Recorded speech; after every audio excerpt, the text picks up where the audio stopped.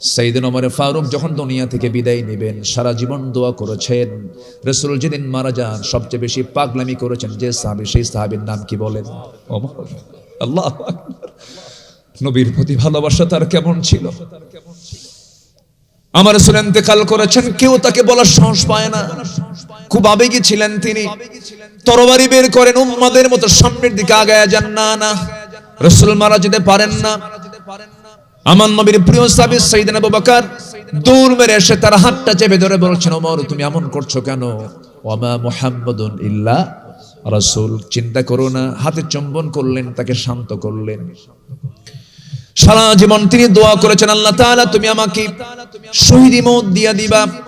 আল্লাহুম্মা রযুকনি শাহাদাতান ফি সাবিলিক ওয়াজআল মাউতি ফি বালাদি রাসূলিক। এই দোয়াটা সারা জীবন করেছেন, কিন্তু দোয়ার ফলাফলে তো এটা পাওয়া যায় না, কারণ মদিনায় যুদ্ধ হওয়ার কোনো সম্ভাবনা নাই। আবার মদিনায় তিনি তার মৃত্যু চেয়েছেন। সাইয়েদনা ওমর ফারুক রাদিয়াল্লাহু তাআলা আনহু সারা জীবন এই দোয়াটা করলেন, কিন্তু আল্লাহ রাব্বুল আলামিন তার দোয়াটা কি সুন্দর করে কবুল করলেন। দেখুন তিনি শাহাদাত বরণ করলেন কেমন করে। মদিনায় তিনি ইন্তেকাল করেছেন, নবীর কবরের পাশে তিনি নামাজে দাঁড়ায় গেছেন। ফজরের সালাত তিনি আদায় শুরু করলেন। প্রথম রাকাত পড়েছেন, দ্বিতীয় রাকাতে তিনি যখন সূরা পড়ছিলেন, সূরা ফাতিহা পড়ার মাঝেই আবু লুলু মাজুসি নামে একজন আততায়ী তার সামনে চলে এলো। নামাজরত অবস্থায় তার ডান পাশে এসে তার পেটে যখন ছুরিকাঘাত করে দিয়েছে, বিষাক্ত ছুরি যখন মেরে দিল, অতটুকু তিনি আহত হন নাই, অতটুকু তিনি হেলে পড়েন নাই, কাতর হন নাই। নামাজরত অবস্থায় তিনি কোনো দিকে তাকাচ্ছেন না। এমন সময় আবার যখন তিনি সেজদার দিকে চলে যাচ্ছেন, সেজদা থেকে উঠতে নেই, হঠাৎ করে দেখা গেল আরেকটা চাকু তার তল পেটে মেরে দিল। তল পেটে মারার সঙ্গে সঙ্গেই পেটের নিম্নের ভাগের ভুঁড়িগুলো বাইরে বের হয়ে গেছে। ওমর ফারুক রাদিয়াল্লাহু তাআলা আনহু মুস্কি মুস্কি হাসতেছেন। হাসতে হাসতে অজ্ঞান হয়ে গেছে। বেশ কিছুক্ষণ তার কোনো সেন্স নাই, নামাজ হয়নি তার। বেশ কিছুক্ষণ পর যখন তার সেন্সটা ফিরে এসেছে, ছেলে আব্দুল্লাহকে ডাক দিয়ে বলছে, আব্দুল্লাহ এইদিকে আসো, আমাকে পানি দাও।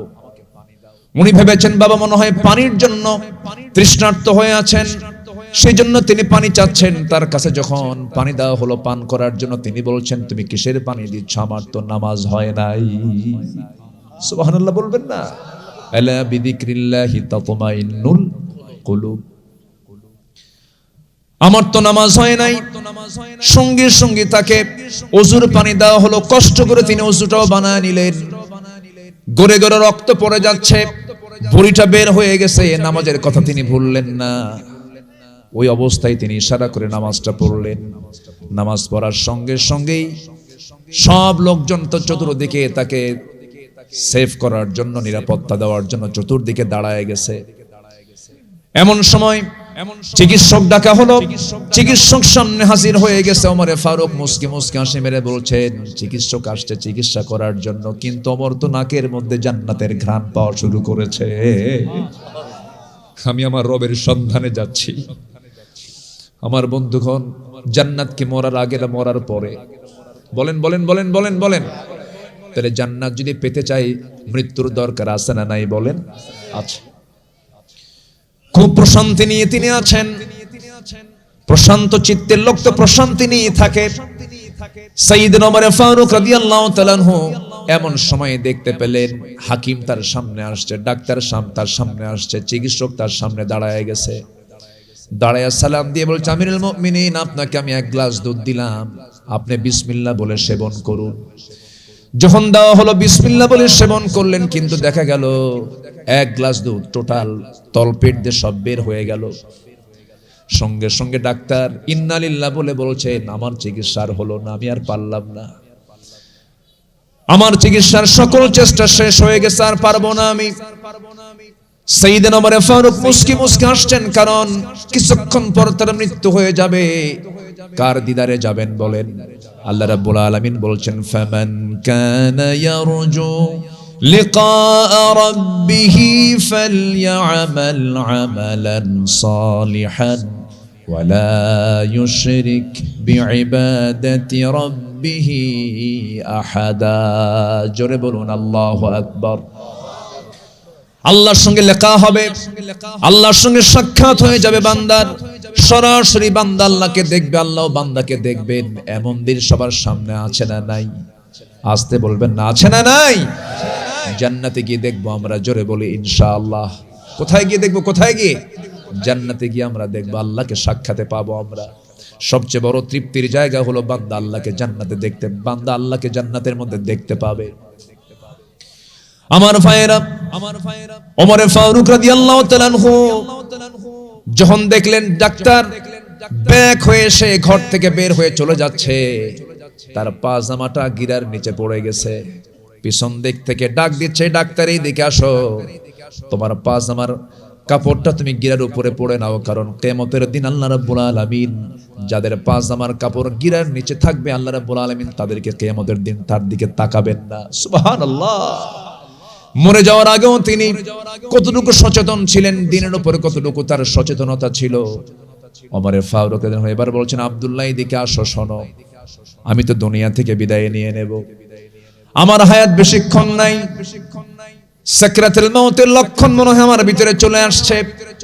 আব্দুল্লাহ তুমি তাড়াতাড়ি চলে যাও, আমার বড় শখ, আমি আমার নবীর সঙ্গে ঘুমাবো। সুবহানাল্লাহ বলেন, জোরে বলি সুবহানাল্লাহ। আমি আমার নবীর সঙ্গে ঘুমাবো, কিন্তু জায়গা তো আমার নয়, জায়গা তো আয়েশার। আম্মা জান আয়েশার কাছে গিয়ে আমার সালামটা দিয়ে দাও, আমার কথাটা তুমি জানায় আসো। চলে গেছেন, দরজায় নক করেছেন, দরজা খোলা মাত্রই বলছেন, আব্বাজান আমাকে পাঠায়া দিলেন, আব্বাজান আপনার কাছে একটা প্রস্তাব দিয়েছেন। আমার আব্বাজান নবীর পাশে ঘুমাতে চান, নবীর পাশে তিনি শেষ বিশ্রামটা নবীর পাশেই তিনি নিতে চান, আপনি যদি জায়গাটা দিয়ে দিতেন। এই প্রস্তাব দেওয়ার সঙ্গে সঙ্গেই আম্মা জান আয়েশা সিদ্দিকা রাদিয়াল্লাহু আনহা ভিতর থেকে তিনি বলে ফেললেন, এত বড় মহান ব্যক্তি আমার কাছে একটা ছোট্ট প্রস্তাব নিয়ে এসেছে, আমি আমার এতটুকুন জায়গা না দিয়ে কৃপণ হব কেন? আমি অর্ধেক জাহানের শাসনকর্তা ওমর ফারুককে আমি আমার জায়গাটুকু তাকে দিয়ে দিলাম। যেরকম সুবহানাল্লাহ। সম্মানিত ভাইয়েরা, আমরা সবার আগে যার মোহাব্বতটা অর্জন করতে চাই তিনি হচ্ছেন কেউ না, তিনি আমার কে?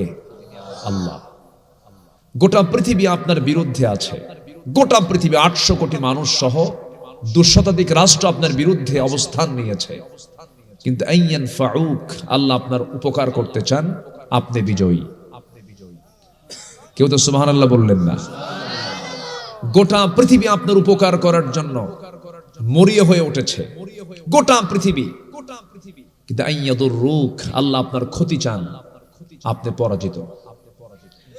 এই জন্য সবার আগে আমাকে চেষ্টা করতে হবে কার সন্তুষ্টি অর্জন করা? বলেন, কার সন্তুষ্টি অর্জন করা? খুব কমন একটা আয়াত, এই আয়াতগুলো সবার মুখস্থ থাকা উচিত প্রত্যেকটা মুসলমানের। একটু বলি তো আমার সাথে, সবাই বলুন। আল্লাহ রাব্বুল আলামিন বলেন, قل إن صلاتي ونسكي ومحياي ومماتي لله رب العالمين। আল্লাহ রাব্বুল আলামিন আরেক জায়গায় বলেন, বান্দাকে বলতে বলছেন, ইন্নী ওয়াজ্জাহতু ওয়াজহিয়া লিল্লাযী ফাতারাস সামাওয়াতি ওয়াল আরদা হানিফান ওয়া মা আনা মিনাল মুশরিকিন।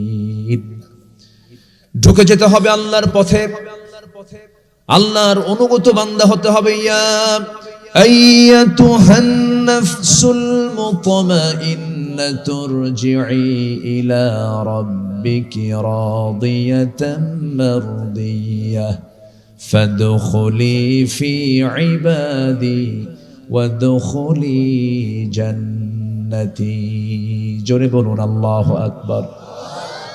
আমরা যদি প্রশান্ত চিত্তের অধিকারী হতে চাই, আলা বিযিকরিল্লাহি তাতমাইন্নুল কুলুব, আমার অন্তরের প্রশান্তির জন্য একমাত্র আমার অন্তরকে প্রশান্ত করতে পারে হলো আল্লাহর জিকির। কার জিকির? কার জিকির? আল্লাহর জিকির। গোটা কোরআন আল্লাহ রাব্বুল আলামিন কাদেরকে ভালোবাসেন আর কাদেরকে ভালোবাসেন না, এটার একটা বিশাল লিস্ট দিয়ে দিয়েছেন। এর মধ্যে থেকে আমি 8টা আল্লাহ ভালোবাসেন 8 শ্রেণীকে, ভালোবাসেন না 8 শ্রেণীকে আমি খুঁজে খুঁজে একটু বের করার চেষ্টা করেছি। আসুন একটু আমরা কাজে লাগাই সময়টাকে। সবাই শুনতে রাজি আছেন তো ইনশাআল্লাহ? আমরা আজকে একটু শোকা হতো, গতকাল থেকে রাষ্ট্রীয় শোক চলছে। দীর্ঘদিনের একটা জীবনের সমাপ্তি ঘটলো। দেশনেত্রী বেগম খালেদা জিয়ার ইন্তেকাল হয়েছে। তিনি দুনিয়া থেকে বিদায় নিয়েছেন। শুধু মন্ত্রী কেন, রাজা মহারাজা, পৃথিবীতে অনেক নবী পয়গম্বররাও কি পৃথিবীতে বেঁচে ছিলেন? ওমা মুহাম্মাদুন ইল্লা রাসূল কদ খালাত মিন ক্বাবলিহির রাসূল। সবাই চলে যাবে, তবে নিয়ম হলো 3টা কাজে দ্রুত সমাধা করা। মরে গেলে জানাজা দিয়ে দেওয়া, সময় ক্ষেপণ না করা। এরপরে বয়স হয়ে গেলে মেয়েদের বিয়ের ব্যবস্থা করে দেওয়া। এরপরে হচ্ছে ঋণগ্রস্ত হলে দ্রুত চেষ্টা করা, কি পরিশোধ করা? ঋণ পরিশোধ করে দেওয়া। এটা নিয়ে যেন আমাদের বিলম্ব না হয়, আমরা খেয়াল করার চেষ্টা করব। আমরা দোয়া করি।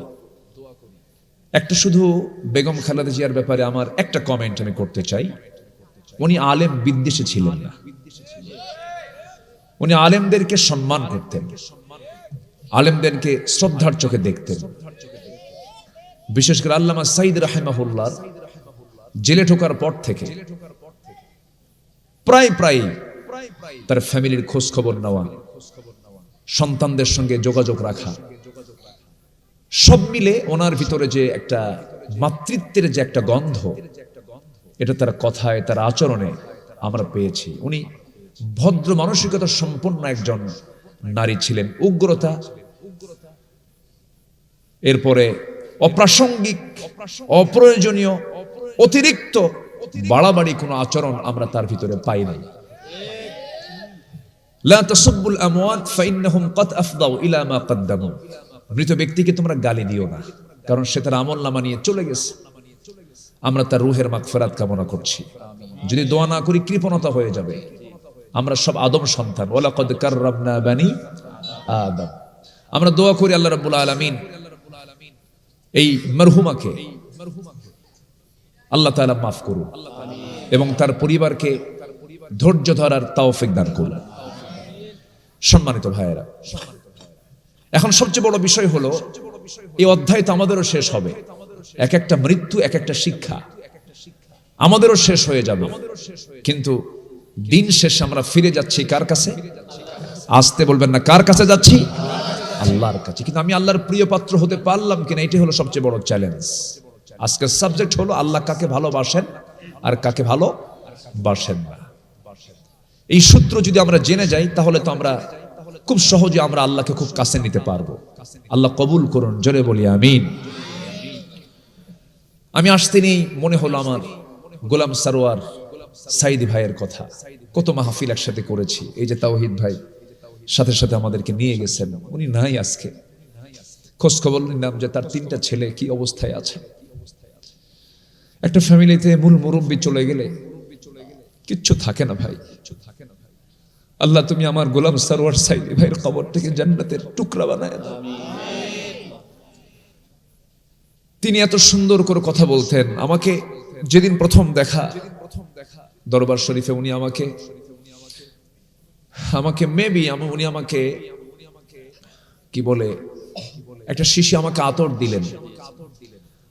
আতরটা মেবি হবে হচ্ছে ঔদ জাতীয় কোনো আতর হবে, খুব দামি একটা আতর। ছোট্ট একটা শিশিতে করে আমাকে দিয়ে একটা মুচকি হাসি দিয়ে আমাকে বরণ করে নিলেন। আর লাস্ট দেখা হয়েছিল হলো মক্কায়। একসঙ্গে দুজন সন্ধ্যার আগ দিয়ে দুজন চা পান করছিলাম আর গল্প করছিলাম। আজকে আমার ভাইজান আমাদেরকে রেখে, আমাদেরকে ঋণী করে দুনিয়া থেকে বিদায় নিয়েছেন। আল্লাহ তুমি আমার মরহুম মকবুর গোলাম সারোয়ার সাইদ রাহিমাহুল্লাহর কবরকে তুমি আল্লাহ জান্নাতের টুকরা বানায় দাও। জোরে বলি আমিন। ভাইরে, নিজের জন্য দোয়া করলে দোয়া কবুল হবে না, দোয়া কবুল হবে অন্যের জন্য দোয়া করলে। ভালো আছেন আপনারা? বসেন। আলহামদুলিল্লাহ। দোয়া কবুল হবে নিজের জন্য, শুধু নিজে দোয়া করবেন দোয়া কবুল হবে না, দোয়া করতে হবে অন্যের জন্য, তাহলে নিজের জন্য দোয়া কবুল হয়ে যাবে। বলি আলহামদুলিল্লাহ। আমরা সংকীর্ণ হব না উদার হব? আমরা হিংসুক হব না উদারতা দেখাবো? উদারতা দেখাবো। আমি যত উদার হব আমার আল্লাহ তত আমার প্রতি সহনশীল হবেন। আল্লাহ পাক আমাকে মাফ করে দিবেন। প্রতিশোধ পরায়ণ হব, আল্লাহ প্রতিশোধ পরায়ণ হবে। আমি ক্ষমা করব, আল্লাহ আমাকে ক্ষমা করবে। আল্লাহ আমাদের দিলকে নরম বানায় দেন। জোরে বলি আল্লাহুম্মা আমিন। আমার বন্ধুগণ, একটু কান লাগাবেন। আল্লাহ কাদেরকে ভালোবাসেন? মোটামুটি 8টা শ্রেণী যারা থাকবে তাদেরকে আল্লাহ রাব্বুল আলামিন ভালোবাসেন। আল্লাহ রাব্বুল আলামিন 1 নাম্বার 2 নাম্বার কাকে ভালোবাসেন? মহান রাব্বুল আলামিন বলছেন, ইন্নাল্লাহা ইউহিব্বুত তাওয়াবিনা ওয়া ইউহিব্বুল মুতাতাহহিরিন। সূরাতুল বাকারা আয়াত নাম্বার 222। আল্লাহ রাব্বুল আলামিন এই জায়গায় 2টা শ্রেণীর কথা বলেছেন। নাম্বার 1 হলো যারা তওবা করবে। কি করবে বলেন?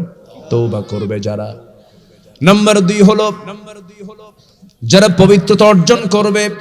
আল্লাহ রাব্বুল আলামিন নিজেই ঘোষণা করছেন, আমি তাদেরকে ভালোবাসবো। ইউহিব্বু, ইন্নাল্লাহা ইউহিব্বুত তাওয়াবিন ওয়া ইউহিব্বুল মুতাতাহহিরিন। আমি সেই সমস্ত বান্দাদেরকে আমি আল্লাহ নিজে ভালোবাসবো। জোরে কোন সুবহানাল্লাহ। তওবা মানে কি? তওবা মানে হলো ফিরে আসা, টু ব্যাক। যে কোনো ভুল করেছি সঙ্গে সঙ্গে তওবা করে নেব, সিদ্ধান্ত নেব, পণ করে নেব, আল্লাহ এই যে গুনাহটা করলাম হঠাৎ করে হয়ে গেল, এই জাতীয় গুনাহ জীবনে আর করব না আমি। আত্তাইবু মিনাজ যামবি কামান লা যামবা লা। যার তওবা কবুল হয়ে যায় তার জেনে রাখা উচিত তার আগের কোনো গুনাহ তার আমলনামায় থাকে না। আল্লাহর কাছে প্রিয় হওয়ার জন্য সবচেয়ে বড় গুণ হলো তওবাকারী হতে হবে। التائبون العابدون الحامدون السائحون الراكعون الساجدون الآمرون بالمعروف والناهون عن المنكر والحافظون لحدود الله وبشر المؤمنين। জোরে বলুন আল্লাহু আকবার। আরেক জায়গায় বলছেন, ইল্লা মান তাবা ওয়া আমানা ওয়া আমিলা সালিহা। জোরে বলুন আল্লাহু আকবার। আরেক জায়গায় বলছেন, তুবু ইলাল্লাহি তাওবাতান নাসুহা। তওবার মতো তওবা তোমরা করো, আল্লাহর কাছে তোমরা মাফের মতো মাফ চাও, বেহার মতো চাও। যেভাবে চাইলে পর আল্লাহ রাব্বুল আলামিন কবুল করবেন তেমন করেই তোমরা চাও। আল্লাহর কাছে লজ্জা নিয়ে চাও যাবে না, আল্লাহর কাছে বেহায়ের মতো আমরা চাবো। জোরে বলি ইনশাআল্লাহ। আরো জোরে বলি ইনশাআল্লাহ। আল্লাহর কাছে চাবো আমরা লজ্জা নিয়ে, না বেহায়া হয়ে। বেহায়া হয়ে বারবার চাওয়া এটাকে লজ্জার বিষয় না, নির্লজ্জের বিষয়। বারবার চাওয়া, বারবার চাবো আমরা লজ্জা শরম ঢেকে ফেলে দিয়া আল্লাহকে বারবার বলবো, আল্লাহ মাফ করো, মাফ করো, মাফ করো। বারবার আল্লাহর নামের জিকিরটা করব আমরা। আল্লাহ রাব্বুল আলামিন সুন্দর করে বলছেন, আলা বিযিকিরিল্লাহি তাতমাইন্নুল কুলুব। আলা, আলা সাবধান, ডিপ অ্যাটেনশন গ্র্যাবার। কাউকে সাবধান করার জন্য এই যে সাবধান। আলা, কে বলছেন? আল্লাহ পাক বলছেন। কোন অমনোযোগিতা আসলে, কোন গাফলতি আসলে পরে তখন আলা, আল্লাহ বলছেন সাবধান। বিযিকরিল্লাহ, বি হরফে জার, তাকিদ দিয়ে আল্লাহ পাক বোঝাচ্ছেন আল্লাহর জিকিরই একমাত্র পারে মানুষের হৃদয়ের প্রশান্তি দিতে। জোরে বলি সুবহানাল্লাহ। তাহলে হৃদয়ের প্রশান্তি খুঁজবো আমরা কার জিকিরে? বলেন, আসতে বলবেন না, কার জিকিরে? আল্লাহর জিকিরে। আমার বন্ধুগণ, আজকের এই দুনিয়াতে মানুষের টাকা আছে, শান্তি নাই। বন্ধু আছে, আত্মার কোনো খোরাক না, আত্মার কোনো সঙ্গ নাই। বিনোদন আছে, প্রশান্তি নাই। এই জন্যই মনোবিজ্ঞান আজকে স্বীকার করছে যে Overthinking cannot be cured by more thinking. It needs a higher connection. মানুষের মনের প্রশান্তির জন্য একটা হাইলি একটা কানেকশন দরকার, একটি মজবুত একটা সম্পর্ক জোড়া দেওয়া দরকার। সেই সম্পর্কের নাম হলো আমার আল্লাহর সঙ্গে সম্পর্ক, জিকির করা। জোরে বলেন সুবহানাল্লাহ। দামি মোবাইল কিনেছেন কিন্তু চার্জ নাই, ব্যাকপ্যাড আর গ্লাস পেপার লাগায় লাভ কি? চার্জহীন মোবাইলের যেমন কোনো মূল্য থাকে না, যে বান্দার মধ্যে জিকির থাকে না সেই বান্দার কোনো মূল্য আমার আল্লাহর কাছে নাই। আল্লাহ রাব্বুল আলামিন বলেন, ওয়ামান আ'রাদা আন যিকরি ফাইন্না লাহু মাঈশাতান দানকা ওয়া নাহশুরুহু ইয়াওমাল কিয়ামাতি আ'মা قال رب لم حشرتني أعمى وقد كنت بصيرا। আমার জিকির থেকে, আমার স্মরণ থেকে যে বান্দা নিজেকে গুটিয়ে রাখবে, আমি তার জন্য দুনিয়ার জীবনটা একদম ক্ষীণ করে দেব, সংকীর্ণ করে দেব, অশান্তিময় করে দেব। এবং আখিরাতে সে, দুনিয়াতে যদিও চক্ষুওয়ালা ছিল, আখিরাতে সে আমার সামনে সে অন্ধ হয়ে উঠবে। আমি থেকে কানা বানাবো। এই আয়াতটা যখন আমার সামনে পড়ে প্রচন্ড ভয় লাগে। আল্লাহ তুমি আয়াতকে কত ভয়ঙ্কর করে আমার সামনে দিয়েছো। সেই দিন বান্দা বলবে, আল্লাহ আমার চোখ তো ছিল, চোখ আজকে নাই কেন? আল্লাহ বলবেন, চোখ তো দিয়েছিলাম কিন্তু আজকে চোখ নাই, তুই আমাকে ভুলে গেছিলি, আমি তোকে ভুলে গেলাম। ওয়াকাযালিকাল ইয়াউমা তুনসা, এই জন্য আজকে তোকে আমি ভুলে গেলাম। এত বড় অসহায়ত্ব সামনের দিনগুলো পড়ে আছে, একমাত্র কারণ হলো জিকির না করলে। কার জিকির না করলে বলেন? আল্লাহর জিকির না করলে পরে। জিকির মানে শুধু সুবহানাল্লাহ নয়, আলহামদুলিল্লাহ নয়, আল্লাহু আকবার নয়, লা ইলাহা ইল্লাল্লাহ নয়। এখানে যে বসে আছেন এটাও কি বলেন? আবার আজান যখন হবে আজানটাও কি বলেন? জিকির। আবার নামাজ যখন হবে এটাও কি বলেন? জিকির। ব্যাংকে চাকরি করতে নিয়ে আপনি সুদের অঙ্ক কষবেন না, এটাও কি বলেন? জিকির। আপনি ব্যবসা করতে নিয়েছেন, ব্যবসায় কোনো হারাম কিছু ঢুকাবেন, এটাও কি বলেন? জিকির। ইযা কুদিয়াতিস সালাহ ফান্তাশিরু ফিল আরদি ওয়াবতাগু মিন ফাদলিল্লাহি ওয়াযকুরুল্লাহা কাসীরা। আমার বন্ধুগণ, ছোট্ট একটা ইতিহাস মনে পড়ে গেল। অর্ধ জাহানের শাসনকর্তা সাইয়েদনা ওমর ফারুক রাদিয়াল্লাহু তাআলা আনহুর কথা মনে হয়ে গেল। তার গোটা জীবনটা ছিল অত্যন্ত বর্ণাঢ্য জীবন। জোরে কোন সুবহানাল্লাহ। অত্যন্ত দামি মানুষ ছিলেন তিনি, আল্লাহর অত্যন্ত প্রিয় বান্দা ছিলেন তিনি, আমার নবীর খুব পছন্দের মানুষ তিনি ছিলেন। আমার নবীজি তাকে খুব মহব্বত করতেন। এই একজন মানবের, বিশেষ একজন মানবের মৃত্যুর আগের কিছু চিত্র আমি বলছি, দেখেন জিকিরটা কাকে বলে। সাইয়েদনা ওমর ফারুক যখন দুনিয়া থেকে বিদায় নেবেন, সারা জীবন দোয়া করেছেন। রাসূল যেদিন মারা যান, সবচেয়ে বেশি পাগলামি করেছেন যে সাহাবী, সেই সাহাবীর নাম কি বলেন? ওমর। আল্লাহু আকবার। নবীর প্রতি ভালোবাসা তার কেমন ছিল। আমার রাসূল ইন্তেকাল করেছেন, কেউ তাকে বলার সাহস পায় না। খুব আবেগী ছিলেন তিনি। তরবারি বের করেন, উম্মাদের মতো সামনের দিকে আগায়া যান, না না, রাসূল মারা যেতে পারেন না। আমার নবীর প্রিয় সাহাবী সাইয়েদনা আবু বকর দৌড় মেরে এসে তার হাতটা চেপে ধরে বলছেন, ওমর তুমি এমন করছো কেন? ওয়ামা মুহাম্মাদুন ইল্লা রাসূল। চিন্তা করো না। হাতে চুম্বন করলেন, তাকে শান্ত করলেন। সারা জীবন তিনি দোয়া করেছেন, আল্লাহ তাআলা তুমি আমাকে শহীদি মওত দিয়া দিবা। আল্লাহুম্মা রযুকনি শাহাদাতান ফি সাবিলিক ওয়াজআল মাউতি ফি বালাদি রাসূলিক। এই দোয়াটা সারা জীবন করেছেন, কিন্তু দোয়ার ফলাফলে তো এটা পাওয়া যায় না, কারণ মদিনায় যুদ্ধ হওয়ার কোনো সম্ভাবনা নাই। আবার মদিনায় তিনি তার মৃত্যু চেয়েছেন। সাইয়েদনা ওমর ফারুক রাদিয়াল্লাহু তাআলা আনহু সারা জীবনে এই দোয়াটা করলেন, কিন্তু আল্লাহ রাব্বুল আলামিন তার দোয়াটা কি সুন্দর করে কবুল করলেন। দেখুন, তিনি শাহাদাত বরণ করলেন কেমন করে। মদিনায় তিনি ইন্তেকাল করেছেন, নবীর কবরের পাশে তিনি নামাজে দাঁড়ায় গেছেন। ফজরের সালাত তিনি আদায় শুরু করলেন। প্রথম রাকাত পড়েছেন, দ্বিতীয় রাকাতে তিনি যখন সূরা পড়ছিলেন, সূরা ফাতিহা পড়ার মাঝেই আবু লুলু মাজুসি নামে একজন আততায়ী তার সামনে চলে এলো।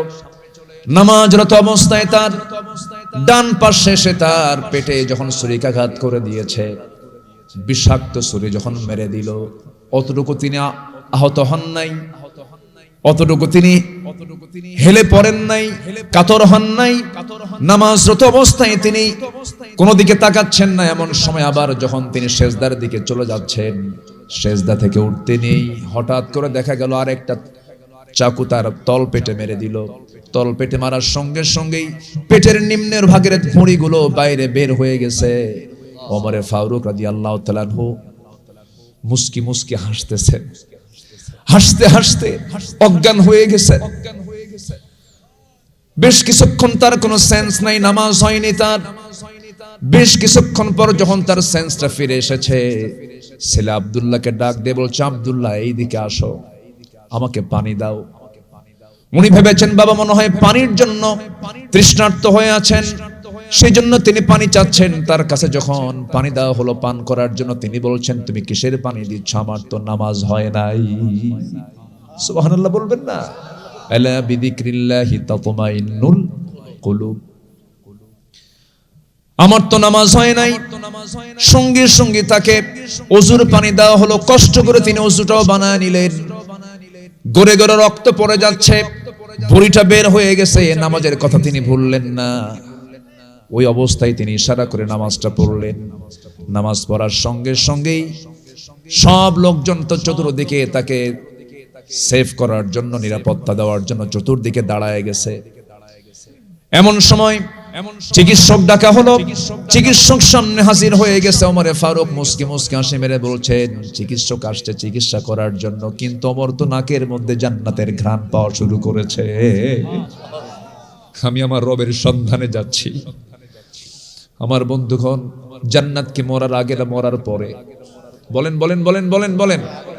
তাহলে জান্নাত যদি পেতে চাই মৃত্যুর দরকার আছে না নাই? বলেন আছে। খুব প্রশান্তি নিয়ে তিনি আছেন। প্রশান্ত চিত্তের লোক তো প্রশান্তি নিয়ে থাকে।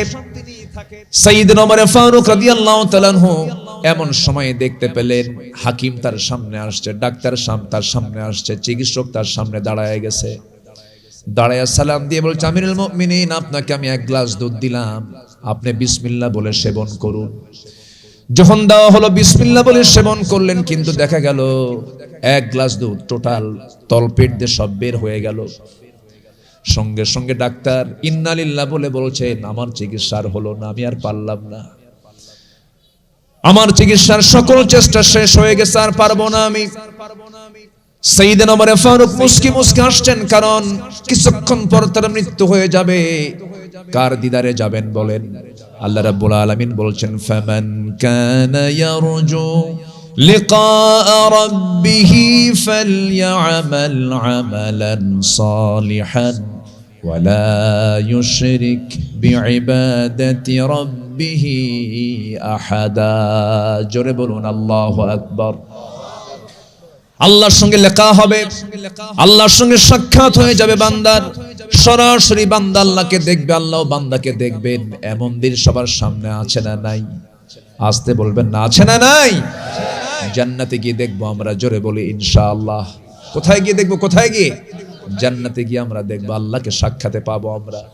সবচেয়ে বড় তৃপ্তির জায়গা হলো বান্দা আল্লাহকে জান্নাতে দেখতে, বান্দা আল্লাহকে জান্নাতের মধ্যে দেখতে পাবে। আমার ভাইয়েরা, ওমর ফারুক রাদিয়াল্লাহু তাআলা আনহু যখন দেখলেন ডাক্তার ব্যাক হয়ে এসে ঘর থেকে বের হয়ে চলে যাচ্ছে, তার পাজামাটা গিরার নিচে পড়ে গেছে। পিছন দিক থেকে ডাক দিচ্ছে, ডাক্তার এইদিকে আসো, তোমার পাজামার কাপড়টা তুমি গিরার উপরে পড়ে নাও, কারণ কিয়ামতের দিন আল্লাহ রাব্বুল আলামিন যাদের পাজামার কাপড় গিরার নিচে থাকবে, আল্লাহ রাব্বুল আলামিন তাদেরকে কিয়ামতের দিন তার দিকে তাকাবেন না। সুবহানাল্লাহ। মরে যাওয়ার আগেও তিনি কতটুকু সচেতন ছিলেন, দিনের উপরে কতটুকু তার সচেতনতা ছিল। ওমর ফারুক এবার বলছেন, আব্দুল্লাহ এদিকে আসো, শোনো, আমি তো দুনিয়া থেকে বিদায় নিয়ে নেব, আমার হায়াত বেশিক্ষণ নাই। সাকরাতুল মাউতের লক্ষণ মনে হয় আমার ভিতরে চলে আসছে। আব্দুল্লাহ তুমি তাড়াতাড়ি চলে যাও, আমার বড় শখ, আমি আমার নবীর সঙ্গে ঘুমাবো। সুবহানাল্লাহ বলেন, জোরে বলি সুবহানাল্লাহ।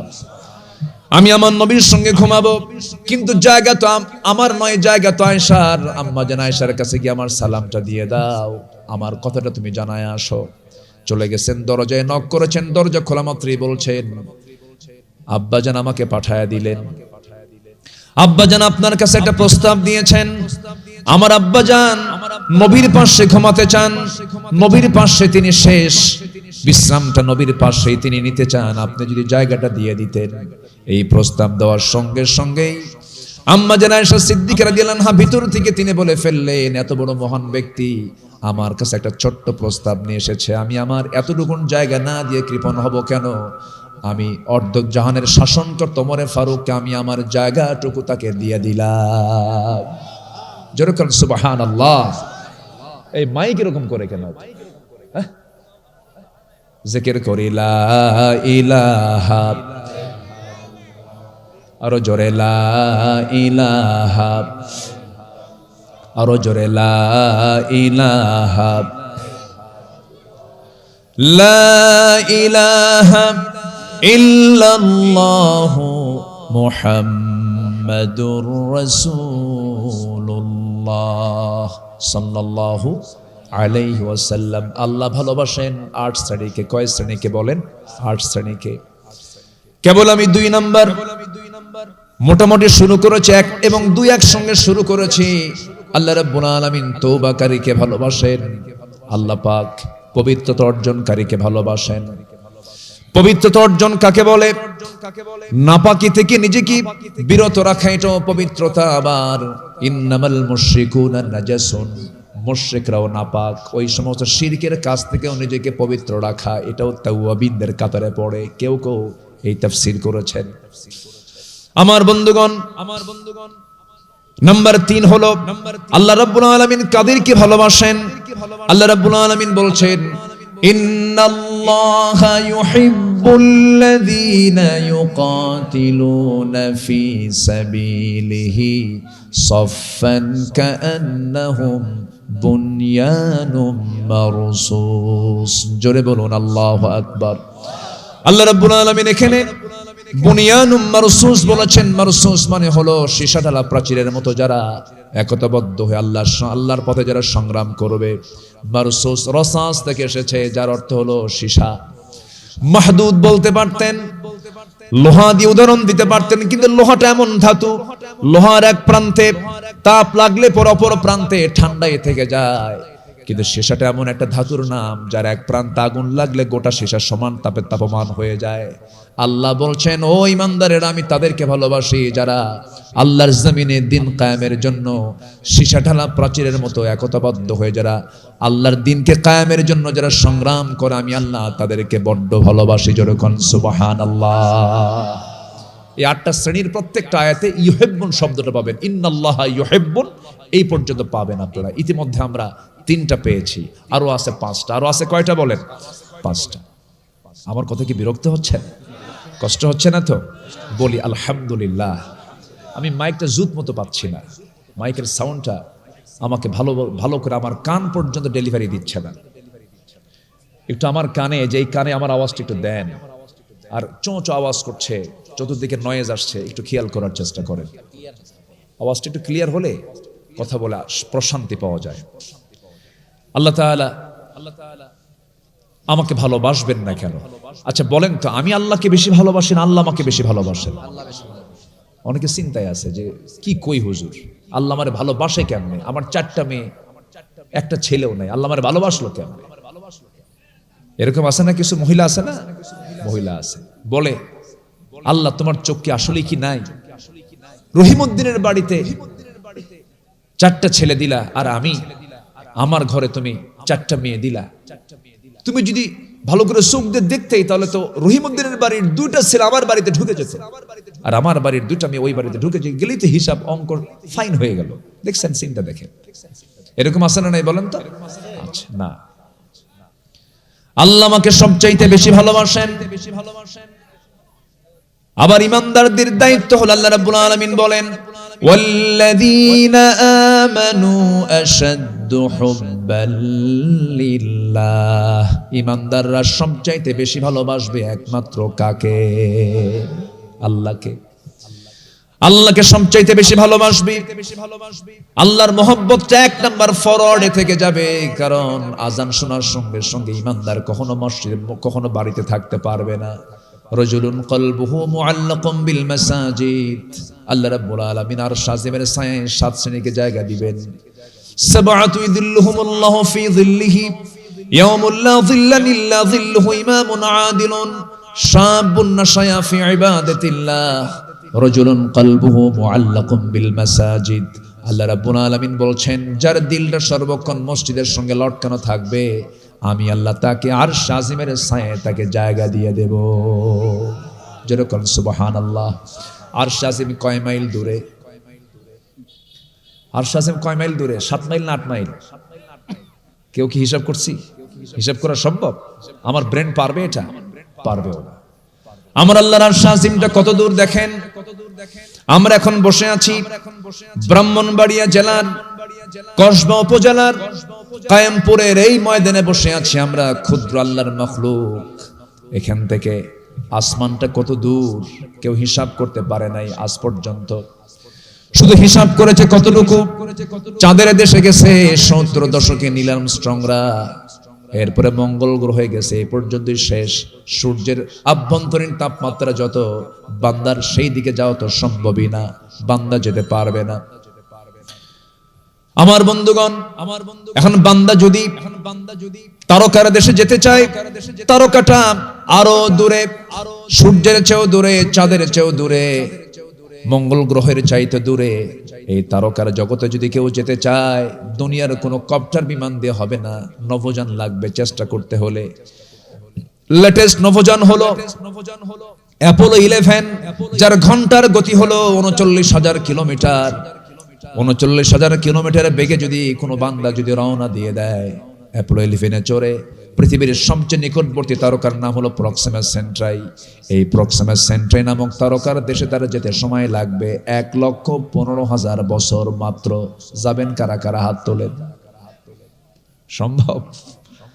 বাঁচবেন কয়দিন, যাবেন কোন দিন? সম্ভব? এই তো শুধু তারকার কথা বললাম আমি, সবচেয়ে নিকটবর্তী তারকা। এরপরে বিশাল মহাশূন্য, এরপরে হচ্ছে আমরা যে আকাশটা দেখতে পাই হচ্ছে নীল আকাশ, এর উপরে আরেকটা আকাশ আছে এর চাইতে ডাবল বড়, এরপর আরেকটা আকাশ এর চাইতে আরো বিশাল বিশাল বড়। এরকম করে 7টা আকাশের উপরে হচ্ছে আমার আল্লাহ তাআলার আরশ আজিম। আল্লাহ তাআলা বলছেন, বান্দা দিলটা মসজিদের সঙ্গে লটকা রাখবি, আমি আরশ আজিমের ছায়ায় তোকে জায়গা দিয়ে দেব। একটু জোরে বলি সুবহানাল্লাহ। একটা প্রশ্ন করব, বলুন তো আমার দেশে সবচেয়ে কম মুসল্লি পাওয়া যায় কোন ওয়াক্তে মসজিদে? বলেন বলেন বলেন বলেন। এখানে অঙ্ক, এখানে কি অঙ্ক। সবচেয়ে ফজিলতের নামাজ কোনটা বলেন? সবচেয়ে বরকত কোনটা বলেন? বুরিকালি উম্মতি ফি বুকুরিহা, আমার উম্মতের বরকতময় সময় হলো সকালবেলা। সকালবেলা যারা ঘুমে যাবে তার বরকত থাকবে না, তার অসুখ ফুরাবে না, তার রোগ ছাড়বে না, সে সুখী হবে না, সে শান্তিতে বসবাস করতে পারবে না। আমার বন্ধুগণ, ফজর দিয়ে তার জীবনটা শুরু হবে, দিনটা শুরু হবে, বরকতে ধন্য হয়ে যাবে। শয়তান প্রত্যেকটা রাত্রে বেলা শেষ রাত্রের দিকে তাহাজ্জুদের সময় ফজরের একটু আগ দিয়ে সব বান্দার কাছে আসে, এসে একটা ওয়াজ করে, আলাইকা লাইলুন তাবিল, আলাইকা লাইলুন তাবিল, তোমার রাত বড় লম্বা, ঘুমাও ঘুমাও, বারবার বলতে থাকে। আর মাথার মধ্যে হাতটা ঢুকায় দেয়, আলাইকা লাইলুন তাবিল, রাত বড় লম্বা, ঘুমাও ঘুমাও। আজান হয়ে যায়। ওই সময় বান্দা যদি আজান শোনার সঙ্গে সঙ্গে যদি ঘুম থেকে আস্তে করে বিছানা থেকে পিঠটা যদি সে যদি মাইনাস করে ফেলে, রাসূল বলেন সেই সময় শয়তান প্রত্যেকটা বান্দার কাছে সে 3টা গিট মেরে যায়, 3টা গিরা দিয়ে যায়, 3টা গিট মেরে যায়। এই 3টা গিট যদি শোনাতে চাও, রাসূল পরামর্শ দিলেন 3টা আমল করবে। ঘুম থেকে তুমি আস্তে করে উঠে বসবে, 1 নাম্বার গিট ছুটে যাবে, ওযু বানাবে, 2 নাম্বার গিট ছুটে যাবে, সুন্দর করে পায়ে হেঁটে মসজিদের দিকে রওনা দেবে, 3 নাম্বার গিট ছুটে চলে যাবে। নামাজ শেষ করার সঙ্গে সঙ্গে শয়তান তোমার কাছে আসার আর কোনো সাহস পাবে না। এই জন্য আমরা শয়তানের 3টা গিটকে ছুটাতে রাজি আছি নাকি? সবাই কি নামাজ পড়তে রাজি আছে নাকি? কয় ওয়াক্ত নামাজ? আসতে বলবেন না, কয় ওয়াক্ত নামাজ? 5 ওয়াক্ত নামাজ। নামাজ কিন্তু মূলত 5 ওয়াক্ত। শুক্রবারের নামাজ এটা দেখানো নামাজ। যাদের 5 ওয়াক্ত নাই, শুক্রবার আছে, এটা কি নামাজ বলেন? দেখানো নামাজ। এটা মূল নামাজ নয়, মূল নামাজ হলো 5 ওয়াক্ত নামাজ। ফজর থেকে শুরু করে এশা পর্যন্ত 5টা ওয়াক্ত আসসালাতু আলা ওয়াক্তিহা আইয়ুল ইসলামি খাইর। আমার রাসূল বললেন আসসালাতু আলা ওয়াক্তিহা বিররুল ওয়ালিদাইন। এরপরে বলছেন আল জিহাদ ফি সাবিলিল্লাহ। একটা হাদিসে এসেছে 3টা আমলের কথা। 1 নাম্বার হলো নামাজ। নামাজকে কন্টিনিউ করব, জোরে বলি ইনশাআল্লাহ। আমি একটা হলফ করে যাচ্ছি আজকে আমার চেয়ারম্যান ভাইয়ের এলাকায় একটা শপথ দিয়ে যাচ্ছি। আমি ওয়াদা করে গেলাম, আপনার গ্রাম কায়েমপুরের মসজিদ যেদিন আপনি দেখতে পাবেন, আপনার দাওয়াতি কাজের মধ্য দিয়ে যেদিন দেখতে পাবেন আপনার কায়েমপুর মসজিদে জোহরের চাইতে, আসরের চাইতে, মাগরিবের চাইতে, এশার চাইতে ফজরের মুসল্লি বেশি হয়ে গেছে, আল্লাহর কসম আমি বলতে পারি, শপথ করে বলতে পারি, এই কায়েমপুর গ্রামে মাদক, নেশা, জেনা, ব্যভিচার, বেপরদার কোনো পরিবেশ থাকবে না। আস্তে কোন কোন ঠিক কি না? ইন্নাস সালাতা তানহা আনিল ফাহশাই ওয়াল মুনকার ওয়া যিকরুল্লাহি আকবার। এই ফলাফল কে দিয়েছেন? নামাজি তো নাই, ফজরের মুসল্লি পাওয়া যায় না। ফজরের মুসল্লি মোটে 5 জন, তাও 4টা বুড়া। 4টা কি বুড়া? চাচাকে যখন বলা হয় চাচা আপনি মসজিদে এত ঠান্ডার মধ্যে আসছেন কেন? বাবা বুড়ি নাই, বুড়ি থাকলে আমিও আসতাম না, বুড়ি থাকলে আমি আসতাম না। এই হচ্ছে নামাজের দশা। তাহলে আল্লাহ আমাকে ভালোবাসবেন কেমনে? আল্লাহ 8 শ্রেণীকে ভালোবাসেন, 3টা বলে ফেললাম। নাম্বার 4 হলো যারা তাওয়াক্কুল করবে কার উপরে? আসতে বলবেন না, কার উপরে?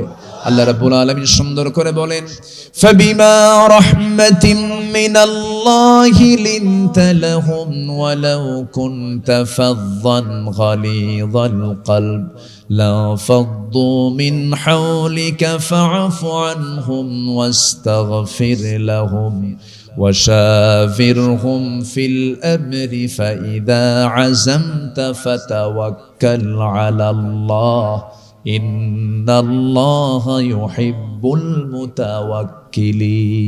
জোরে বলুন আল্লাহু আকবার। সূরা আলে ইমরান আয়াত নম্বর 159 আল্লাহ রাব্বুল আলামিন বলছেন, মুতাওয়াক্কিল যারা, আমার প্রতি যারা তাওয়াক্কুল করবে আমি তাদেরকে অতিশয় ভালোবাসি, খুব মোহাব্বত করি। আসুন আমরা এই গুণগুলো অর্জন করার চেষ্টা করি। আল্লাহ কবুল করুন, জোরে বলি আমিন। নাম্বার 5 হলো ইহসান যারা করবে আল্লাহ তাদেরকে ভালোবাসেন। আল্লাহ রাব্বুল আলামিন বলেন, ওয়া আনফিকু ফি সাবিলিল্লাহি ওয়া লা তুলকু বিআইদিকুম ইলাত তাহলুকা ওয়া আহসিনু ইন্নাল্লাহা ইউহিব্বুল মুহসিনিন। জোরে বলুন আল্লাহু আকবার। ইহসান করবে আল্লাহ তোমাকে ভালোবাসবেন, প্রতিশোধ নিবে আল্লাহ তোমাকে দিল্লি পাঠায়া দিবেন, ঠিক কি না? ইহসান করবা না, প্রতিশোধ নিবা। আমার বাপ দেশ স্বাধীন করছে, আমার বাপের দেশ, এগুলো কি ইহসানের কথা? না, দাম্ভিকতার কথা, দাম্ভিকতার কথা। হয়তো বলবেন হুজুর হঠাৎ করে আবার এই প্রসঙ্গ আসলেন কেন? মানে আমাদের এখানে আসা না জায়েজ, আর সবার জায়েজ, বুঝলেন? হুজুররা এগুলো বলতে পারবে না।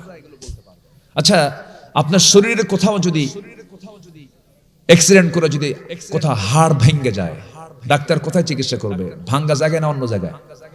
বলেন তো কোথায়? আপনি যদি ডাক্তারকে গিয়ে বলেন ডাক্তার সাহেব আপনি আমার চিকিৎসা করেন, কিন্তু ওই ভাঙ্গা জায়গায় হাত দেওয়া যাবে না, রোগী সারবে? তো যখন যে রোগগুলো হয় সেই রোগগুলো ধরার দায়িত্ব অবশ্যই রুহের যারা ট্রিটমেন্ট করতে আসে, কোরআনের কথা বলতে আসে, তাদের বলার অধিকার আছে না নাই? কথা বলতে হবে। এগুলোকে চিপে ধরেছিল। মাহফিলে বসতাম, ডানে বামে ডজন খানেক বদমাইশ বসে থাকতো, কিরামুন কাতিবিন হয়া। বলতেছে, হ্যাঁ বলতেছে হুজুর ওয়াজ করবেন আকাশ নিয়ে আর কবর নিয়ে, দুনিয়ার কোনো কথা কবেন না, দুনিয়া আমরা দেখে নেব।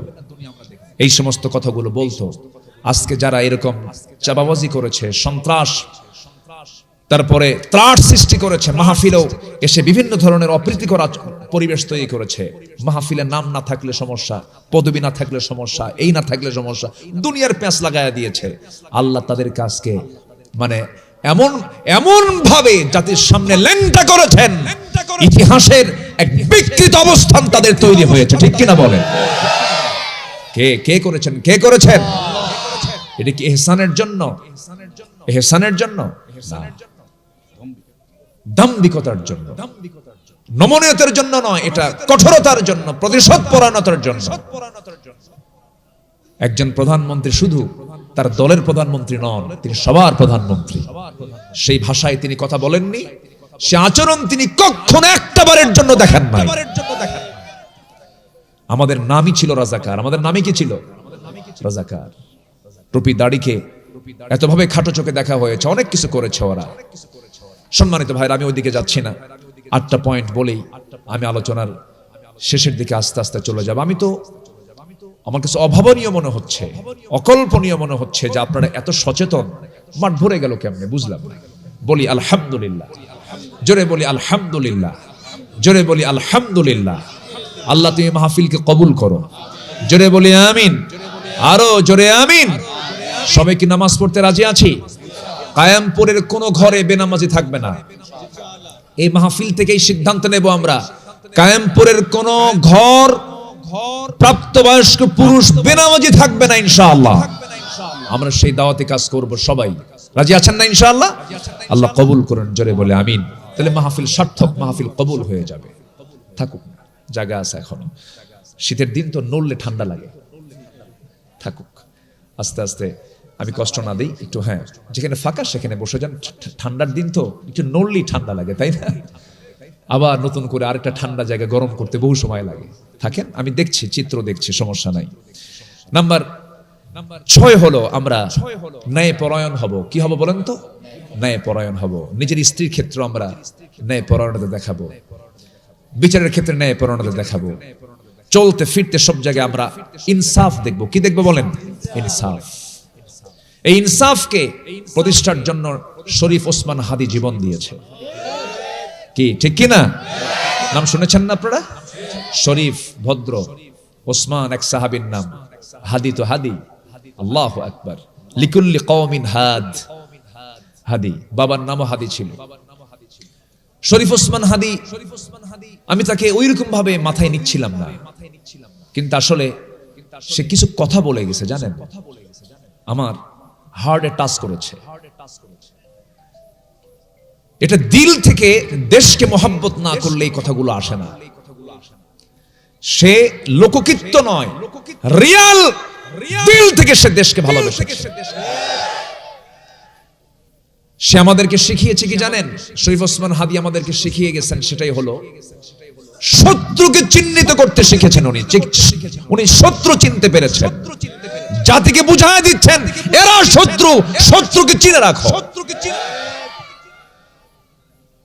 তার সবচেয়ে বড় স্লোগান ছিল হলো, দাদাদের দাদাগিরি চলবে না, আধিপত্যবাদ কায়েম হতে দেব না বাংলার জমিনে।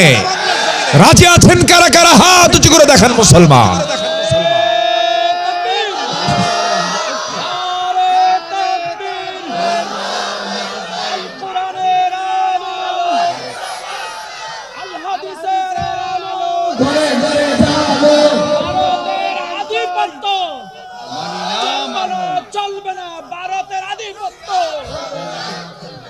আল্লাহ কবুল করুন, জোরে বলে আমিন, আরো জোরে আমিন।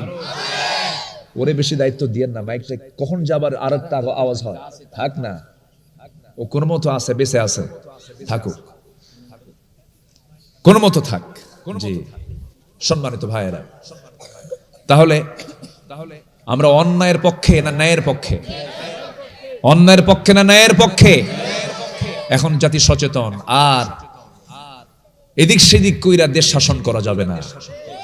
তরুণ প্রজন্ম তাদের চোখ কান খাড়া করে আছে, তরুণ প্রজন্মের চোখ খুলে গেছে। তরুণ প্রজন্মরা আন্দোলনের সফলতা আনতে পেরেছে। তরুণ প্রজন্মরা গণভবনে ঢুকে দুপুরে মুরগির রান দিয়া দুপুরে তারা লাঞ্চ করেছে। অতএব ধানাই ফানাই চলবে না। ধানাই ফানাই এলাকায় চলে নাকি? এই কথা আছে কিনা? এই কথা মনে হয় এলাকায় প্রচলন নাই। এই এলাকায় যে কি আছে আল্লাহ জানে। কোন তাল বাহানা চলবে না। এটা আছে কিনা? ঠিক আছে কিনা? হ্যাঁ, কিছু লোকাল ভাষা থাকে। আরেকটা আছে, ওই শব্দ চয়ন আমি করতে চাই না। এটা নিয়ে সংসদে বহু কথা হয়েছে। ওই কি চুদুর বুদুরি নাই কি জানি কইছিল একবার।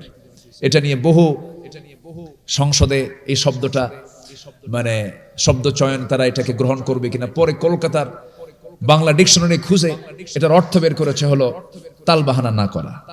এটা নিয়ে অনেক কথা হয়েছে। শব্দ চয়ন আমরা সচেতন থাকবো, জোরে বলি ইনশাআল্লাহ। জি, আমরা অন্যায় কোনো কাজ নিজে করব না, কাউকে করতেও দেব না। যখন এই কাজটা আপনি করতে যাবেন তখন আপনি তখন হাদির ভূমিকায় চলে যাবেন। তখন আপনার ভূমিকা কি হয়ে গেল? হাদির ভূমিকা। হাদি নিজে অন্যায় করতে চায় নাই, অন্যায় করতেও দেয় নাই। আল্লাহ তুমি হাদির কবরটাকে জান্নাতের টুকরা বানায় দাও। মার মনকে প্রশান্ত করে দাও। মাটা হসপিটালে, বড় ভাইটা এক কামিল মাদ্রাসার প্রিন্সিপাল, সে নিজে হাফেজ। সে নিজে কি হাফেজ। বউটা এত ব্যক্তিত্ব সম্পন্ন নারী, একদম 100% খাস পর্দার করা একজন মহিলা। আল্লাহ তুমি শরীফ ওসমান হাদির সন্তানটাকে তার যোগ্য উত্তরসূরি বানায় দাও। জোরে বলি আল্লাহুম্মা আমিন। আপনি অন্যের জন্য যত দোয়া করবেন, আপনার জন্য দোয়া লাগবে না। আমি বলছি না প্রথমে, আপনার জন্য দোয়া এমনি হয়ে যাবে। নাম্বার 7 হলো আল্লাহ রাব্বুল আলামিন মুত্তাকি যারা তাদেরকে ভালোবাসেন। মুত্তাকি তাকওয়া যার মধ্যে থাকবে, অর্থাৎ আল্লাহর ভয় যার মধ্যে থাকবে। কার ভয় বলেন তো? ওজন করতে আল্লাহর ভয়, কথা বলতে আল্লাহর ভয়, চলতে আল্লাহর ভয়, খাইতে আল্লাহর ভয়, সব কিছুতে কার ভয়? আল্লাহর ভয়। আল্লাহ রাব্বুল আলামিন বলেন, সূরা তাওবার 7 নম্বর আয়াতে এসেছে, আল্লাহ রাব্বুল আলামিন বলেন ফাস্তাকিমু লাহুম ইন্নাল্লাহা ইউহিব্বুল মুত্তাকিন। আল্লাহ পাক মুত্তাকিদেরকে ভালোবাসেন। ওমর ফারুক রাদিয়াল্লাহু আনহু তিনি একদিন করলেন কি, রাষ্ট্রের থেকে তিনি কিছু আতর পেলেন। সে আতরটা হলো কি বলে, আম্বর, কি মিশকে আম্বর। হ্যাঁ, মিশকে আম্বর। মিশকে আম্বর তিনি পেলেন। মিশকে আম্বর নিয়ে তিনি বাড়িতে এসেছেন। বউটাকে বললেন, বউ আমার, এই আতরটা শুধু আমি একা পাবো না, আমার প্রতিবেশী আরো 4 জন আছে, তারাও পাবে, সমান ভাগে ভাগ করে দিতে হবে। দুটো বর্ণনা পাওয়া যায়, একটা মধুর বর্ণনা, একটা হচ্ছে মিশকে আম্বরের বর্ণনা পাওয়া যায়। সঙ্গে সঙ্গে বউটাকে বললেন, বউ, এই যে মিশকে আম্বরের যে আতরটা আছে, এটাকে সমান ভাগে ভাগ করো। একটা ভাগ আমাদের, বাকি 4 ভাগ অন্যকে দিতে হবে, কম বেশি করা যাবে না। কিছুক্ষণ পর আবার বললেন, বউ আমার, স্ত্রী আমার, মাইন্ড করা যাবে না, আতরের শীষটা আমার হাতে দিয়ে দাও, মিশকে আম্বরের বোতলটা আমার হাতে দিয়ে দাও। তিনি নিলেন। নেওয়ার পরে বলছেন, তোমাকে ভাগ করতে দেব না আমি। বলুন তো এই আচরণটা যদি আমরা আমাদের বউদের সঙ্গে করি, কি হতে পারে বলেন? হ্যাঁ, কিছুই হবে না। মনে হচ্ছে সবার বাড়িতে রাবেয়া বসরির মতো বউ সবার, নাকি লাগবে কিনা বলেন? লাগতেই পারে। কিন্তু সাইয়েদনা ওমর ফারুকের স্ত্রী চুল পরিমাণ কোনো কথা বললেন না, মনক্ষুণ্ণ হলেন না। কারণ স্বামীটার সম্মান সবচেয়ে কম না বেশি? স্বামীর সম্মান আছে না নাই? আবার স্ত্রীর সম্মান আছে না নাই? দুজন দুজনকে সম্মান করতে হবে। সম্মান দিয়ে দিবেন কে?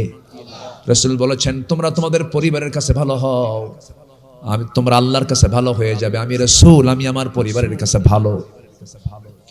রূঢ় আচরণ রাসূল কখনো পরিবারের সঙ্গে করেন নাই। আমার নবীজি পরিবার ছাড়েন নাই। মরে যাওয়ার আগেও তিনি পরিবারকে সাথে নিয়ে মারা গেছেন। মেয়েকে নিয়ে কথা বলেছেন, স্ত্রীর পুরোতে মাথা রেখে দুনিয়া থেকে বিদায় নিয়েছেন। সর্বশেষ আম্মাজান আয়েশা সিদ্দিকার সঙ্গে তিনি সর্বশেষ কথা বলেছেন। আবার যুদ্ধে চলে গেছেন স্ত্রীকে সাথে নিয়ে। জীবনে একটাবার তিনি হজ করেছেন, একা হজ করেন নাই, তিনি আম্মাজান আয়েশাকে সাথে করে নিয়ে তিনি হজ করেছেন। হজের সফরেও তিনি স্ত্রীকে নিয়েছেন, যুদ্ধের সফরে স্ত্রীকে নিয়েছেন। দুনিয়ার সফর ত্যাগ করে তিনি পরকালে যাচ্ছেন, তখনও তিনি সাথে কি নিয়েছেন? স্ত্রীর সাথে নিয়েছেন। আমার বন্ধুগণ, পরিবারকে সময় দেব আমরা, পরিবারকে অত্যন্ত যত্নের সঙ্গে দেখবো আমরা, তাদের সঙ্গে জীবনের সর্বোত্তম আচরণটাকে করার চেষ্টা করব, সুন্দর শব্দ চয়ন করব, সুন্দর ভাষা প্রয়োগ করব, রাগারাগি করব না। বাচ্চাদেরকে প্যারেন্টিং এ খুব সচেতন হওয়ার চেষ্টা করব আমরা। আমার রাসূল সব শিখিয়ে দিয়েছেন। আমার বন্ধুগণ, সেই রাসূলের প্রিয় সাহাবীর কথা বলছিলাম। সাইয়েদনা ওমর ফারুক বলছেন, বোতলটা আমার হাতে দিয়ে দাও। বোতলটা তার হাতে নিলেন। বোতলটা নিয়ে প্রতিবেশীর কাছে গিয়ে বলছেন, সমান 5 ভাগে ভাগ করে আমাকে একটা ভাগ দিয়ে দাও। সেই অংশের মিশকে আম্বরটুকু, আতরটুকু নিয়ে সেবার বলছেন, স্ত্রী, আমি তোমাকে দারুণ মোহাব্বত করে, দারুণ ভালোবাসি, মন খারাপ করো না, আমি তোমাকে সন্দেহ করি না, আমি তোমাকে ট্রাস্ট করি। আমি রাষ্ট্র চালাই, তুমি আমার পরিবার চালাও। তুমি যদি পরিবার না চালাতে আমি রাষ্ট্র চালাতে পারতাম না। তোমার অনেক বড় অবদান আমার এই পরিবারে, আমি কৃতজ্ঞ তোমার কাছে। কিন্তু আমি তোমার কাছ থেকে এই আতরের শিশিটা মিসকাম্বরটা আমি নিয়েছি এই জন্য, কারণ তুমি যখন এটাকে ভাগ করতে যাবে কিছু আতর তো তোমার হাতে লেগে যাবে, তোমার গায়ে লেগে যাবে, এতটুকু আতরের সুযোগ সুবিধা আমার পরিবার বেশি পাক এটা চাই নাই মনে করে আমি অন্য পরিবারকে ভাগের দায়িত্ব দিয়েছি। জোরে বলেন সুবহানাল্লাহ। এটার নাম তাকওয়া। এটার নাম কি বলেন? তাকওয়া। আমার বন্ধুগণ, সর্বশেষ নাম্বার 8 হলো আল্লাহ রাব্বুল আলামিন কোন বান্দাকে সবচেয়ে বেশি ভালোবাসেন? ওয়া কাআইয়িম মিন নাবিয়্যিন কাতালা মাআহু রিব্বিয়ুন কাসীর ফামা ওয়াহানু লিমা আসাবাহুম ফি সাবিলিল্লাহ ওয়া মা দাউফু ওয়া মাস্তাকানু ওয়াল্লাহু ইউহিব্বুস সাবিরিন। জোরে বলুন আল্লাহু আকবার। সূরা আলে ইমরান আয়াত নম্বর 146 আল্লাহ রাব্বুল আলামিন বলছেন যাদের মধ্যে ধৈর্য আছে আমি তাদেরকে দারুণ ভালোবাসি। আমরা ধৈর্যশীল হব না ধৈর্যহীন হব? বলেন বলেন বলেন। ধৈর্যশীল হব, আমরা ধৈর্যশীলদের অন্তর্ভুক্ত হব। ধৈর্য আছে যার, সফলতা আছে তার। ব্যবসা করবেন ধৈর্য লাগবে, সংসার করবেন ধৈর্য লাগবে, নেতা হবেন ধৈর্য লাগবে, চেয়ারম্যান হবেন ধৈর্য লাগবে। চেয়ারম্যানরা গাল কম খায় না বেশি খায়? শোনায় মানে শোনার টাইমই নাই, শোনেই না, শুনলি তো বেকায়দা, শুনবই না, যা যা গেলে দিস দিস, নাকি এরকম হয় না? কত কথা শুনতে হয়, নেতৃত্ব দিতে গেলে গালি শুনতে হয়, যে কোনো কাজ করতে গেলে অনেক কিছু শুনতে হয়। ধৈর্যের পরিচয়, কারণ আল্লাহ রাব্বুল আলামিন নিজেই তো ধৈর্যশীল। আল্লাহ পাক মদের বোতল নিয়ে বসে থাকে, তার সামনে অক্সিজেন দিয়ে রাখেন। সারা রাত অন্য নারী নিয়ে শুয়ে থাকে, তার নাকের ডোকায় তিনি অক্সিজেন দিয়ে রাখেন।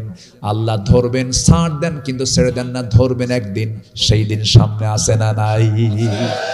আল্লাহ বড় ধৈর্যশীল, আমরাও ধৈর্যশীলতার পরিচয় দেব, আমরা ধৈর্যশীলদের অন্তর্ভুক্ত হয়ে যাব। আল্লাহ পাক নামাজ পড়ার আগে ধৈর্যকে আগে দিয়ে বলছেন নামাজটা পড়ো ধৈর্যের সাথে, ওয়াস্তাঈনু বিস-সাবরি ওয়াস-সালাহ। আল্লাহ রাব্বুল আলামিন সকল কাজে ধৈর্য আনতে বলেছেন। ধৈর্য হলো বাগান। ধৈর্য কি? বাগান। আর রাগ হলো জঙ্গল। জঙ্গল হওয়ার জন্য কোনো মেহনত লাগে না, আপনি বাড়িটা জঙ্গল হয়ে যাবে, 6 মাস যাবেন না, বাড়ি কি হয়ে যাবে? জঙ্গল হয়ে যাবে। আবার জঙ্গলকে আপনি মেহনত করবেন, লেবার দিয়ে সেখানে পরিশ্রম করাবেন, জঙ্গলটা হয়ে যাবে বাগান। অর্থাৎ ধৈর্য হলো বাগান আর রাগ হলো জঙ্গল। রাগ কি বলেন? জঙ্গল। রাগ কোনো যোগ্যতা নয়, ধৈর্য হলো যোগ্যতা। অতএব সেই ধৈর্যশীল যারা হবে আল্লাহ তাদেরকে বড় ভালোবাসেন। আশাদ্দুন নাসি বালাউল আমবিয়া ফাল আমসাল সুম্মাল আমসাল। এই দুনিয়াতে যত বড় মুসিবতে স্পর্শ করেছে একমাত্র আল্লাহর পয়গম্বরদেরকে বড় বড় বিপদ স্পর্শ করেছে। প্রত্যেকটা বিপদে মুসিবতে তারা ফেল করেছেন না পাস করেছেন? পাস করেছেন। ধৈর্য ছাড়া কি পাস হয় নাকি? আপনি লুঙ্গির দোকান দিয়েছেন, লুঙ্গি বেচেন, গেঞ্জির দোকান দিয়েছেন, গেঞ্জি বিক্রি করেন। এক লুঙ্গি দেখে, এক গেঞ্জি নিয়ে, গেঞ্জি দেখে তো আপনার কাছে কেউ লুঙ্গি কিনতে আসবে না। আপনার কাছে 10-12টা আইটেম থাকতে হবে। কসবার বাজারে, নিউ মার্কেটে আপনি দোকান দিতে বসেছেন, আপনার কাছে আসবে 10টা লুঙ্গি দেখে একটা লুঙ্গি নেবে, আবার 10টা লুঙ্গি দেখেও একটা লুঙ্গি নাও নিতে পারে। এমন হয় কিনা বলেন? রাগ কি করলে কি ব্যবসা হবে নাকি? যদি আপনি বলেন তুই নিবি না কেন, বাইন্দা তুই তোকে কেনাবো, কিনবে কেউ? কিনবে? ব্যবসা গলে উঠে যাবে, ব্যবসা হবে না। ব্যবসার জন্য ধৈর্য, নামাজের জন্য ধৈর্য, দিন মেনে চলার ক্ষেত্রে ধৈর্য, সকল কাজে ধৈর্য। যেন আল্লাহ রাব্বুল আলামিন বলছেন বান্দারে ধৈর্য আছে যার, আমি তার সঙ্গে আছি। আমার বন্ধুগণ, কয়েকদিন আগে আমাকে একজন ফোন দিয়েছে, হুজুর একটা প্রশ্ন করবো। এক মহিলা আমাকে ফোন দিয়েছে, বলতেছে হুজুর একটা প্রশ্ন আছে। কি? আমার স্বামী সকালেও তালাক দেয়, বিকেলেও তালাক দেয়, আমি কি আসি না নাই? কি কথা কি বুঝতেছেন? মানে সকালেও তালাক দেয়, বিকেলেও তালাক দেয়, এরকম কিছু আছে না? বদমাইশ কিছু আছে না বলেন তো? উচিত কি জানেন? এই যে চেয়ারম্যান সাহেব বসে আছেন, উচিত হলো পাকা বাঁশের যে ডালগুলো, এলাকায় কি বলে? জিংলা। জিংলা বলে, কঞ্চি বলে। গতকাল ছিলাম কক্সবাজারে, ওটা তো ভাষা তো আলাদা জগৎ। আবার চিটাগাং তো আলাদা না, যদিও ডিভিশন আপনাদের এক, ব্রাহ্মণবাড়িয়া তো চট্টগ্রাম ডিভিশনের মধ্যে, কিন্তু টেকনাফের ভাষার সাথে ব্রাহ্মণবাড়িয়ার ভাষার আকাশ তফাল তফাৎ, কোনো মিল নাই। তো এলাকায় কি বলে? বাঁশের ডালকে জিংলা বলে, কঞ্চি অথবা জিংলা। পাকা বাঁশের এই জিংলা কিছু জড়ো কইরা একসাথে 7-8টা একসঙ্গে নিয়ে এই যে চেয়ারম্যানদের হাতে দিয়া আচ্ছা ধরে পিটার দরকার।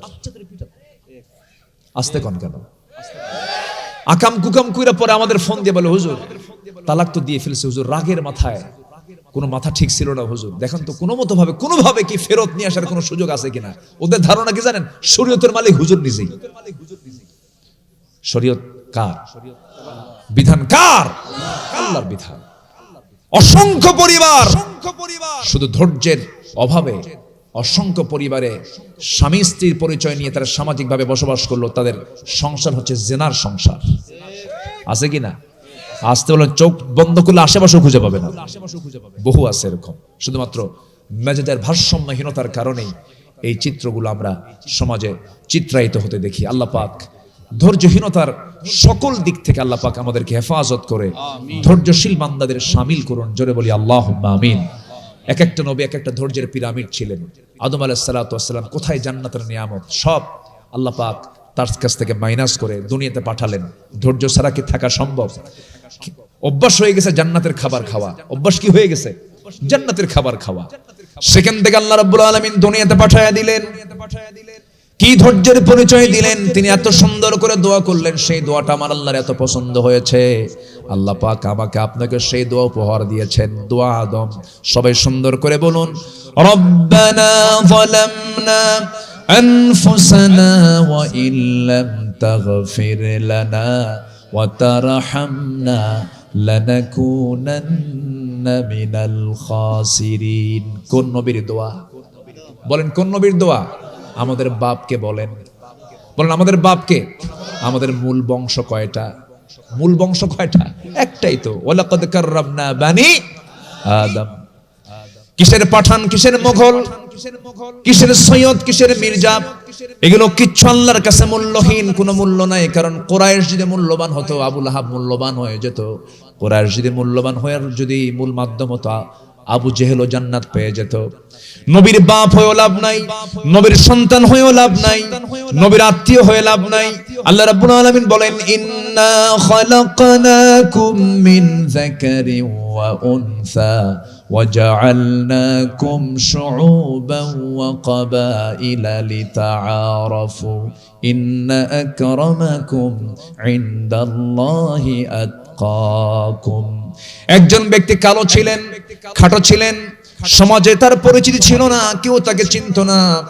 এমন একজন ব্যক্তিকে আল্লাহ রাব্বুল আলামিন শুধুমাত্র তাকওয়ার কারণে আল্লাহ রাব্বুল আলামিন তাকে এমন হাইলাইট করলেন, 114 সূরার মধ্যে তার নামে একটা সূরা নাজিল করলেন। তিনি হচ্ছেন লোকমান। আল্লাহু আকবার বলেন। কিসের কারণে? বলেন বংশ, চেহারা, টাকা পয়সা, কি? তাকওয়া। আমার ভাইয়েরা, সবর, তাকওয়ার একটা বিশাল একটা অংশ হলো সবর। সবর থাকলে পরে সবকিছু চলে আসবে। আমার বন্ধুগণ, ইব্রাহিম আলাইহিস সালাতু ওয়াস সালাম কত বড় বিপদে পড়েছেন, তিনি দোয়া করেছেন কি, রব্বানা তাকাব্বাল মিন্না ইন্নাকা আনতাস সামিউল আলিম। আমার বন্ধুগণ, আমার নবীও দোয়া শিখিয়ে দিয়েছেন। যারা পারেন এত সুন্দর দোয়া, কোন নবী এত সুন্দর দোয়া বলতে পারেন না যেটা আমার নবী বলেছেন। রব্বানা আতিনা ফিদ দুনিয়া হাসানাহ ওয়া ফিল আখিরাতি হাসানাতাও ওয়া কিনা আযাবান নার। জোরে বলুন আল্লাহু আকবার। আমরা চাইবো কার কাছে? আমরা পছন্দনীয় বান্দা হতে চাই কার কাছে? বলেন। আল্লাহ 8 শ্রেণীকে পছন্দ করেন। এক লাইন এখন বলে দিচ্ছি, শোনেন।